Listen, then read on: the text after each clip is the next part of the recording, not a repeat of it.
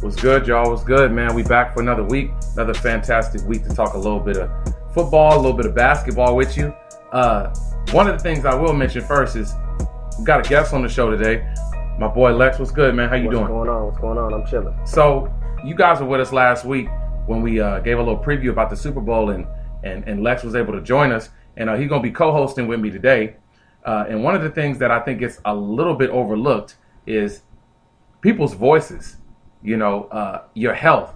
And that's something I want to convey to everybody out there, man, is stay on your meds, stay healthy, have a healthy lifestyle, man, because one of our soldiers is down this week, man. One of our soldiers is down. His voice ain't right this week. And you know what we talking about, man. We talking about my boy T-Word. Rest up, man. Get well soon. Definitely probably have you back next week. But man, it's gonna be a great show. T gonna hold it down for us and be on the ones and twos. But we're gonna talk a little bit about the NBA, but we also gonna focus on what happened in the Super Bowl, man. I mean, arguably one of the best games that I can remember as a Super Bowl in my lifetime. So, man, what were your immediate thoughts after the game, Lex? I really couldn't believe it. Like, honestly, Tom Brady solidified his legacy to me because I was a Tom Brady hater. He ain't all that, but I really couldn't believe that. He broke so many Super Bowl records, in the fourth quarter. No doubt. And I mean, just the simple fact that people were turning off arguably the last football game of the year. People were leaving their houses to go back. People were leaving family houses to go back home midway through the third quarter. I mean, you know what I'm saying? That's to come back in that little bit of time. Because, bro, we talking about a 28-3 lead for Atlanta to come all the way back in a quarter and a half, bro. It's ridiculous. That's kind of hard to believe. I think, if you put the Patriots, honestly, if you put them in that situation 10 times with Tom Brady at quarterback, they might do it 5 of those 10 times. Whew. And that's crazy to think that 50% of the time he might be able to do that again. I believe that. So, a lot of people wanted to talk about how he was going to be over the hill. He's about to be, 40. Right. And, what happens to quarterbacks when they get to 40. Well, if he's going to fall off that cliff like Max Kellerman on First Take likes to say, man, that's going to be a steep, steep fall because he's doing pretty well this year. Right. But, we're going to get into all of that and a little bit more in the NBA. We're going to talk a little bit about who's going to be the biggest contender in the Eastern Conference for the Cavaliers. We talked about it a few weeks ago, T and I did, but things have changed since then. Teams have kind of moved around and shuffled the board a little bit. And then we also going to talk a little bit about the MVP race and some of the postseason awards for the NFL. So make sure you guys stay with us, and we'll be right back after a brief message.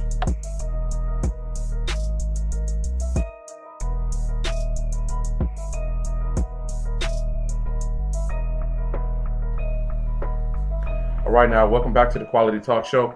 Here with your man Q and my man Lex. So we're going to get a little bit deeper into what happened in the Super Bowl. We talked a little bit about it in the first segment for those that were not able to listen to the first segment. But, I mean, man, what a great comeback. But overall, what a great game. I mean, really, it exemplifies, I think, in my mind, what we hope every Super Bowl can be. Right. I think it's ironic that the Patriots seem to be in so many Super Bowls, and that's what people want to talk about is how many times they've been there in the last 20 years.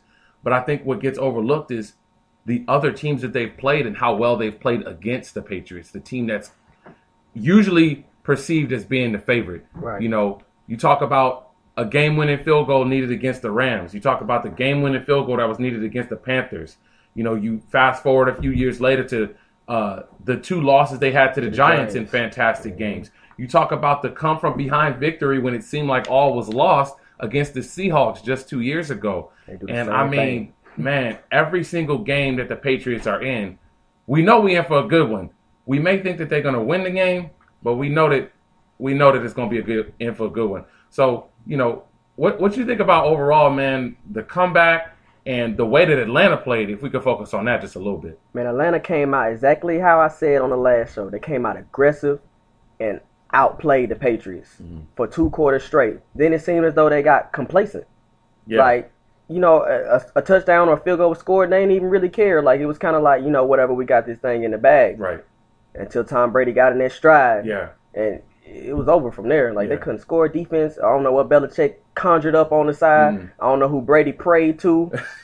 on the around about the second, third quarter, about before halftime. I don't know if they got that Space Jam juice in there or whatever, but they came out ready to play. Yeah, no doubt, man. I mean, and it's just one of those things I think that happens, and it goes back to what I mentioned before. You know, I picked Atlanta to win because I thought that they would be able to overcome the lack of experience, but it showed. It burned me again. It burned Atlanta Falcons fans again, man. It just goes to show you that experience matters in the closest of situations, in the tightest of games. If you want to look at a stat that I think is telling about what experience means when you talk about the Super Bowl, I think you have to look at the Atlanta offense ran 4 running plays in the second half. Right. When you have a 25-point lead in any game, you run the ball. Not to mention, you have the 2 best running backs in that game. You have both of them. There is a strong argument that could be made that Coleman and Freeman are both either just as good or both better than any of the running backs that the Patriots have. I mean, yes, we're going to acknowledge James White had a fantastic game. I mean, he had a fantastic game. But remember, I said running back. James White only had like 40-some-odd rushing yards. He did fantastic in the pass routes with his receiving and with being able to isolate against linebackers in the pass game. But as far as running the ball, it was obvious that Atlanta had the better running game, and they just failed to use it. Can I add something to that? Absolutely, of course. Devontae Freeman had 11 attempts for 75 yards. That's a lot of yards. And you stop giving that man the ball? Come on, man. You know, I really just think that ultimately what it comes to is maybe there was some needing to prove himself from Shanahan being the offensive coordinator in that game. Maybe there is some that I have confidence in my play calling because I know I'm about to become a head coach. I want to prove that I can win on the biggest level against the best team the way I want to. I can see that. You know, I think that maybe he felt like he needed to continue to stay aggressive because there's always that fine line. You never want to pull off the throttle when you're in a situation where you're leading. Right. But you don't want to become overly aggressive by passing too much and then giving your defense so many more possessions to have to be on the field. Right. And I really think that that's what happened in this game is that, you know, the offense forced the defense to have to play too long in this second half. I mean, you can't continue to let Brady trot out there on the field against the same defense all game long and expect him not to adjust and to be able to have some success. So ultimately, I guess, really the question that comes to my mind is what do you think is the biggest thing that Atlanta could have done to prevent this from happening? Where do you think the turning point was in the game to where you felt like, okay, it seems like the Patriots are probably going to win now? I give you the biggest turning point when it was about 20-28 in the fourth quarter, and Atlanta drove the ball down there within field goal range. All they had to do was at least run the ball, I say about 3 times. Right. Instead, you call a passing play, get sacked, and then catch that holding, and now you had like 3rd and 33, was it? At that point, I was holding on to my seat like Brady about to pull something out the hat right now. I knew it was coming. Yeah. And I definitely think that, you know, something that's very small, but I think it could have turned the tide for the Patriots was their very last drive of the first half. I mean, most people were probably off getting their nachos, going to use the bathroom, you know, going to, you know, get their ribs off the grill, you know, during the game or whatever. But at that point, because it was such a big lead, you know, at that point, you know, Atlanta was up 21-0.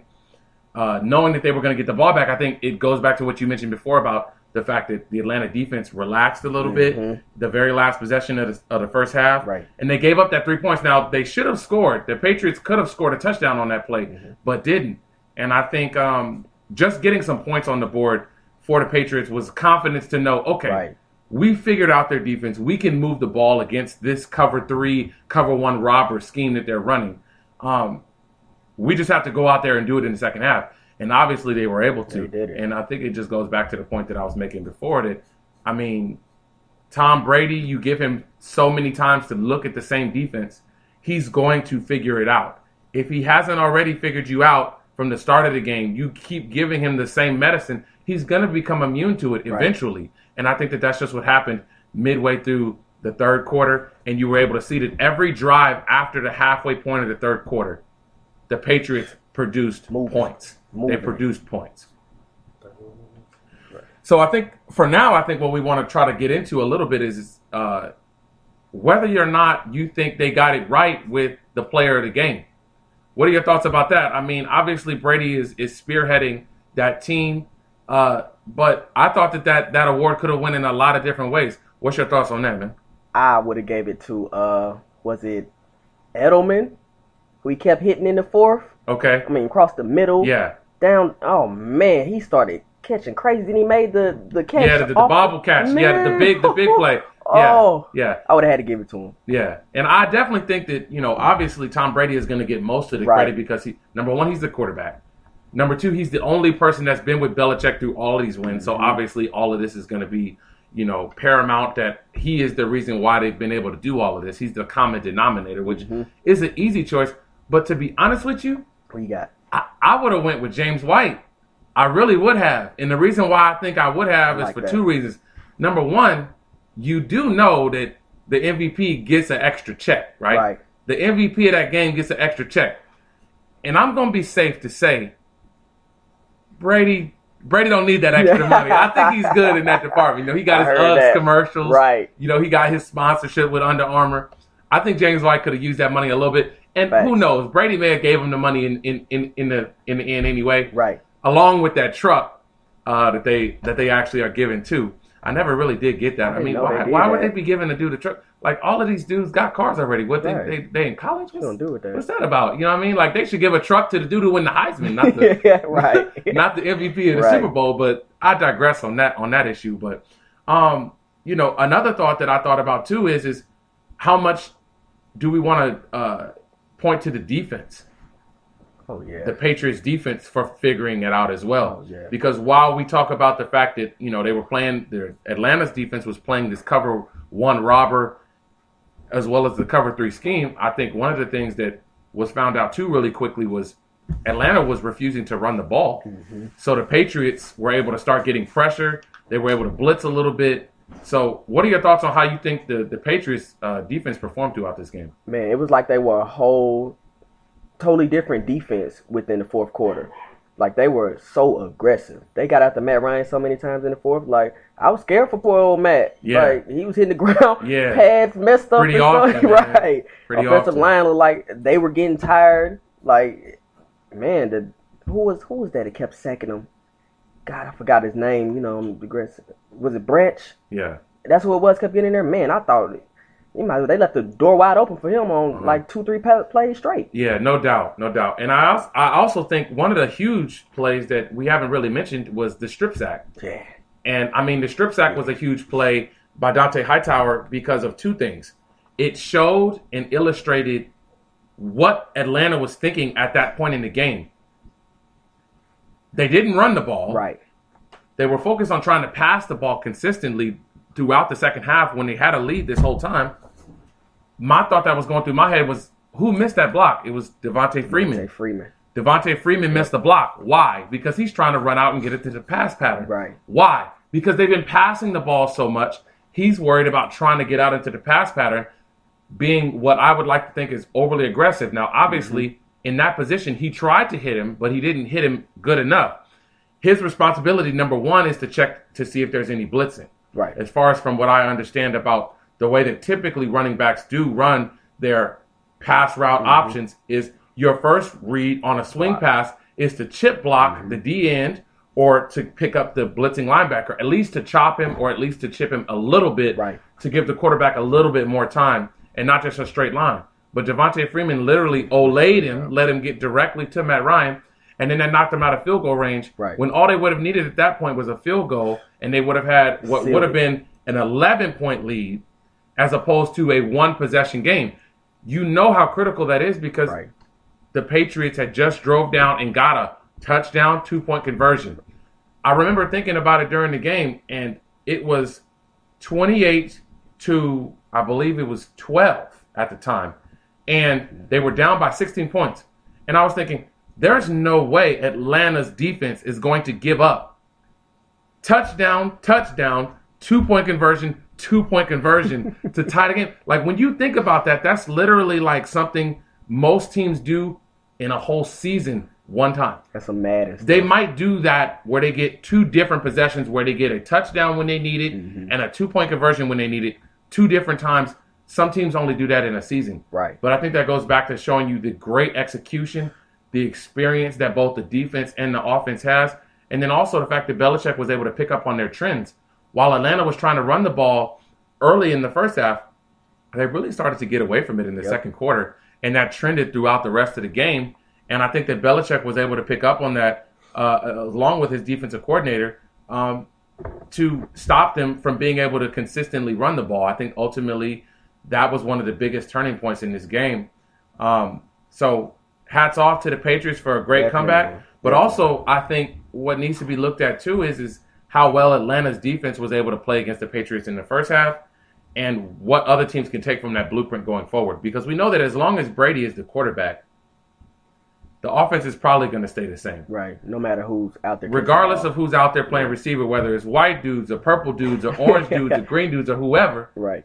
I think really it's not going to really matter for Brady, because he's proven that he can do this with great parts, average parts, or below average parts. And that's just the consistency that he has shown with this team. So last thoughts on the Super Bowl, man. I mean, what do you think was your favorite play of the game? And then I'll give you my favorite play. Oh, man, my favorite play is the obvious pick, the bobble catch. Okay. I don't even got much to say about it. Yeah. Look it up on YouTube. No doubt. No doubt. I mean, that was definitely one of the most impressive catches. But I think my favorite catch, man, that I don't even think people are going to be able, because people might be able to knock that catch and say, oh, it's luck. It hit the dude's leg. It didn't hit the ground. It just happened to be that the Patriots got it. I love the play that shows true skill. And the Julio Jones catch on the sideline was ridiculous. The Michael Jackson. I mean, literally, there was no way he should be able to get 2 feet in. Ooh. Like, in college, that would have been a hard catch to get 1. Right. But he got 2. I mean, Matt Ryan throwing an outside pattern to the sideline on a deep out, basically, over a corner, in between a safety. The pass was great enough, but the fact that Julio Jones was able to grab that ball, pluck it out of the air, all hands, never even touched his body, secure it, and tap both feet down, I think was a great play in that game. And unfortunately for Julio, that didn't help provide them with another touchdown. But I think that he'll be able to continue to make those kind of plays throughout the rest of his career. We definitely look forward to seeing that more from him. We're going to transition after the break. We're going to transition into a little bit of NBA talk. So make sure you stay with us. We'll be back after a short message. Appreciate it.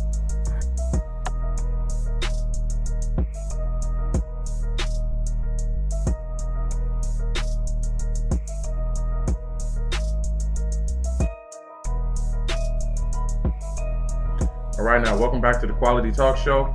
It's your man Q, Quinton Lilley, here with Lex. What up? Yep. So we're going to get back to this, man. We're going to talk a little bit about the NBA now. We're going to transition from the Super Bowl. And now that the Super Bowl is over, you're going to see that we're going to probably on this show talk a lot more about NBA, but we're also going to start bringing in some college basketball as well. So look out for that. Most definitely, we're going to be getting to that in the next couple of weeks leading up to March Madness, man. It's about to be a great year.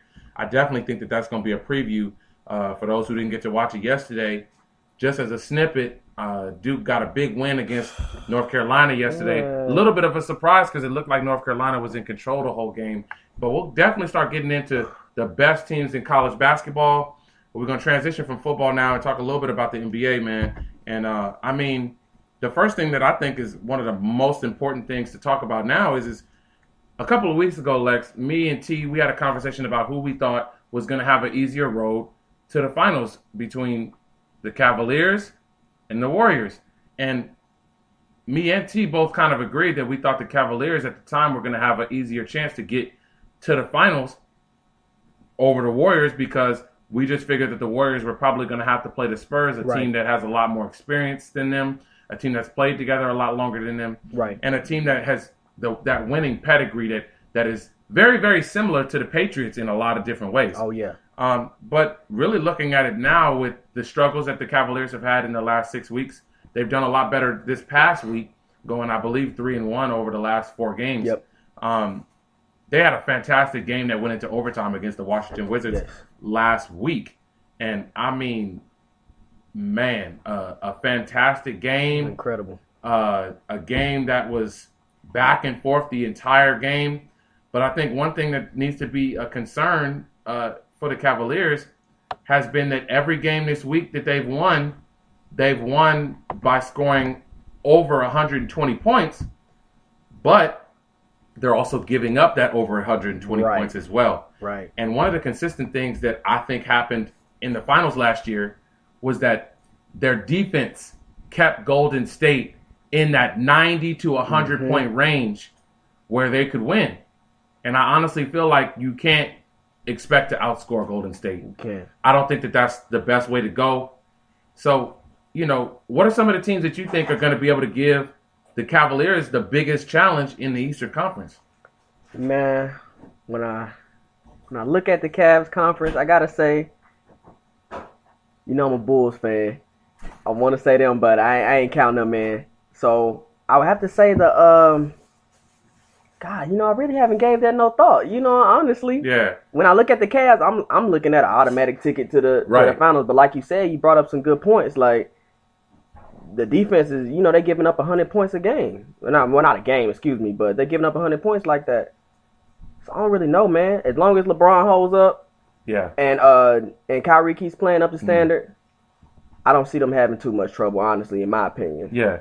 What you got? That seems like a lot of the common trend that a lot of people have had, really, on every team that LeBron has played on. Right, in the last, 7 years, it's been like, LeBron will get to the finals. Right. Again. That's not really a big deal. We're not really questioning that. Of course he's going to get to the finals. Right. But I really think that one of the things that's undefeated, besides Floyd Mayweather, shout out to Floyd. Oh, facts. But one of the things that's undefeated is time. Yeah. And the only way that you can beat time is to rest, is to start playing less minutes. Kobe did it for 20 years, and he had really, up until his 15th, 16th year, had a bunch of years of really no injuries. Yeah. He had the broken hand early on in his career when Shaq was there. But other than that, he had a few ankle injuries here and there. But other than that, Kobe was very, very healthy until his 15th year. Right. What year is LeBron in right now? He's in year 14. And regardless of how well you treat your body, regardless of how good your nutrition is, ultimately, Father Time is undefeated. Yeah. So I think that that's something that needs to be constantly playing in the back of the Cavaliers' mind. And I think this goes back to what me and T talked about a couple of weeks ago when we talked about what LeBron was asking for when he meant by more help. I don't think he necessarily was talking about getting another superstar, but someone to fill the void when he's not in the game. Yeah. Someone to sustain a 6, 8, 10-point lead so that every time he comes out of the game, it's not a loss lead. One of the things that's been interesting is LeBron's plus-minus has been fantastic throughout most of his career. And basically what that means is that every time he's in the game, his team is scoring more. And every time he's out of the game, his team is scoring less. So simply what that is meaning to me is that they need to find, they being the Cavaliers organization, needs to try to find some players who can sustain that lead, to at least play it even when he's out of the game, so that he has a chance to rest. Because right now he's playing, the dude is playing 39 minutes a game, leading the NBA in minutes. He's leading the NBA in minutes, as probably if he plays in the Olympics this coming Olympics, he's going to be the oldest player on that team. That's facts. To be leading the NBA in minutes as the oldest player on your team and oldest player that could be one of the elite players to play in the Olympics, I think that's a major issue, and it could catch up with him later, even if it is LeBron James. Right. You're right about that. That's helping Father Time out. Like you said, Father Time undefeated. You giving them round after round playing that 39 minutes. Jesus Christ. Yeah, man. It's just hard to really put a gauge on why this has happened. But obviously, naturally, as a competitor and anybody that sees that, if you're out of the game and you see, man, we just had a 15-point lead in this 6, okay, I guess I got to go back in the game. Got me back in. But it's like that old saying goes, if you take from Peter, you're going to have to pay Paul later. Right. You're going to have to. So I think what really needs to become important to the Cavaliers, to Tyronn Lue, to the rest of the coaching staff is okay, we need to look at this as a long-term and not a short-term fix. Yes, it may be fantastic to have home field advantage, home court advantage throughout the playoffs, but how important is that? Because really, home court means you get one extra game at home. You lose that one extra game, the other team has it. That's all it takes. That's all it takes to get back home court advantage. And the Cavaliers have proven against almost every single team that they've played since LeBron has come back that they've been able to win on every other team's home court. Right. So what I mean by that is maybe he needs to take that 2-week break. And what are your thoughts about that, man? What do you think about that 2-week break that he took last year that was able to help him to refuel, refocus, get rested, and maybe he could make this into an extended, break over the All-Star break? He got to rest those knees. Like you said, he need that rest because LeBron 30-plus now, right? Yep. Yeah, he has to have that rest. Ain't no 30-plus player. Who else 30-plus playing 39 minutes? Kobe, that'd be the only other person, right? And when he got hurt. He tore his Achilles or whatever. Tore his Achilles, fractured his kneecap. Right. I mean, he had a lot of stuff going on. And LeBron's even been stating to the media, like, I'm aging. Like, you know what I'm saying? He even knows, your body better than anybody. Absolutely. You know what I'm saying? So those 2 weeks of rest is great for LeBron. But like you said, they need that other piece for him. They need another scorer. They have to get another one. Kyrie and LeBron can't carry the burden. And Love, he's inconsistent in my opinion. In a lot of ways. Hit or miss. You know what I'm saying? Shumpert, hit or miss. JR, he's a rebel. He do what he want to. I think that that Melo trade floating around. I think that'll be a great look for them. I think that honestly, that could possibly work. But the only statement that I'll make about the Melo trade is that if it's trading Kevin Love for Carmelo Anthony, I just really don't see that being worth it. Because what you're gaining, yes, it'll help LeBron to rest, but what you're losing is what has helped you to be a more physically dominant team than the Warriors. Right. And will help you to play, especially if you have to play the Spurs. Because Lord forgive me, but if the Spurs beat the Warriors and the Cavaliers have given up Kevin Love, you're expecting Carmelo Anthony to have to guard Pau Gasol in the finals? You're expecting him to have to guard Marcus Aldridge? Man, I'm telling you right now, Greg Popovich's going to say, we're going to keep this game in the 90s.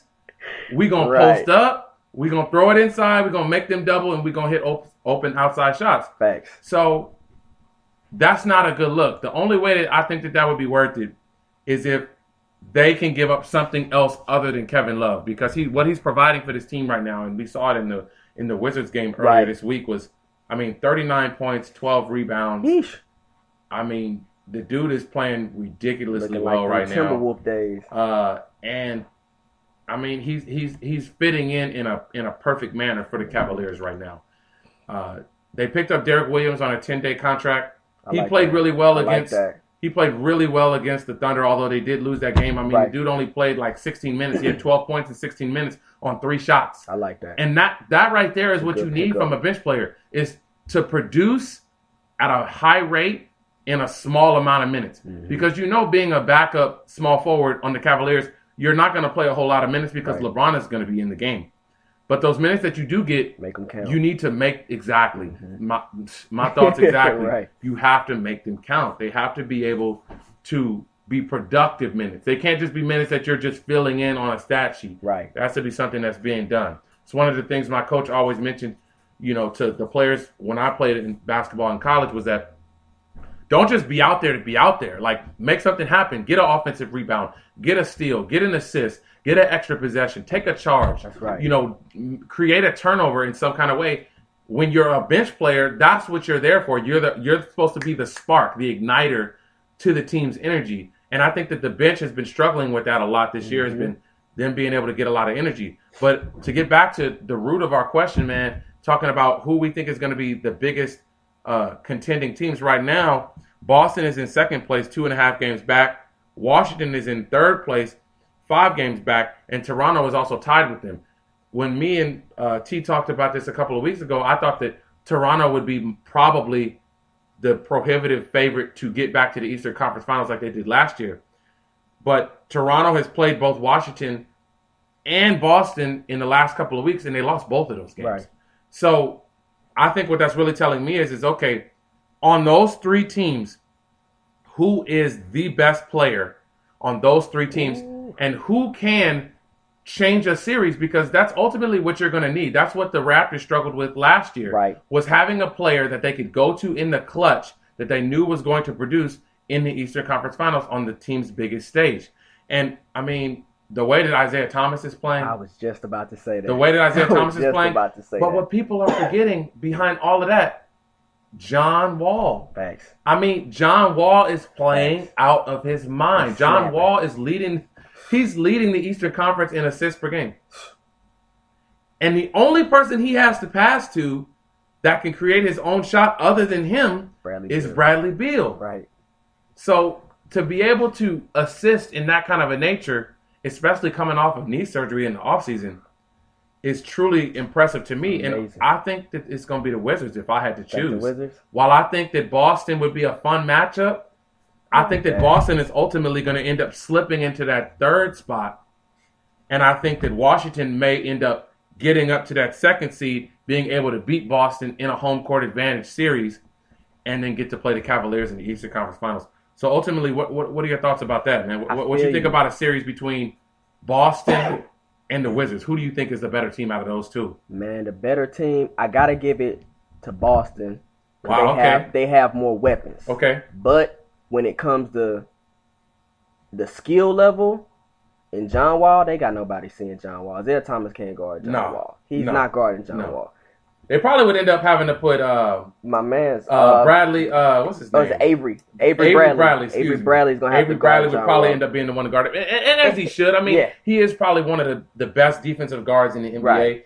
He's been injured this year, so it remains to be seen if John Wall can take advantage of the fact that he's been out. I don't think he's even still back yet. I don't think he is either. It'll be interesting to definitely see that. But let's not sleep on Isaiah Thomas' defense. No. But it's just the size and the handle. I mean, right. I don't see him handling And then that. I think that's one of the things that is getting overlooked too is we have to remember also, man, if you take Avery Bradley and you want to put him on John Wall, okay, so Isaiah Thomas is going to go and guard Bradley Beal now? Like, right. What's the problem? And then don't forget, Otto Porter is shooting 46 from three this year. He's been playing fantastic this whole year. So ultimately, I think really what's going to end up having to happen is Isaiah Thomas is going to have to pick and choose who he's going to guard. Right. Because the Wizards have a big backcourt with John Wall at 6'4" and Bradley Beal at 6'5". Right. So there's nowhere really for them to hide him as far as his size is concerned.